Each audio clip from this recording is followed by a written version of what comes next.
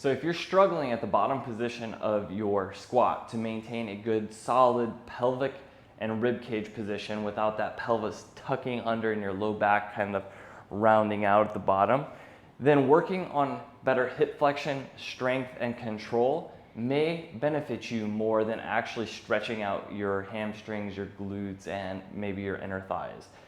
What you can do to work on improving your hip flexion strength is come over to a wall, support yourself. You can take your hip up passively, so use your arm to pull your hip up into hip flexion as high as you can. Work on contracting those hip flexors. Slowly take your hand away and don't let that leg fall. Work on holding for 5 seconds and then pull right back into your passive range.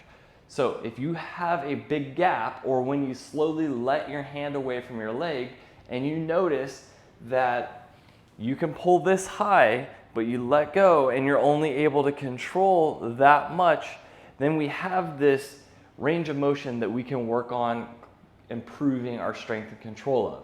Okay, so if you can only actively control here, but you're passively able to pull your hip there, that's not ideal, and this is probably something you can work on to have a better bottom position of your squat, because this position right here is very similar to the bottom position of your squat, maximal hip flexion. And if you don't have control or strength of maximal hip flexion, then you can see how your low back and pelvis dump into that butt wink.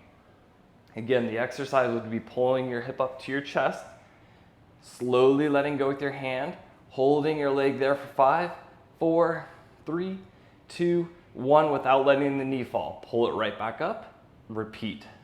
Let it go slowly, don't let the knee fall. 5, 4, 3, 2, 1, and then repeat. And then you would obviously do that on both legs. And that's a fantastic exercise to work on improving your strength and control of hip flexion, and that will carry over into the bottom position of your squat.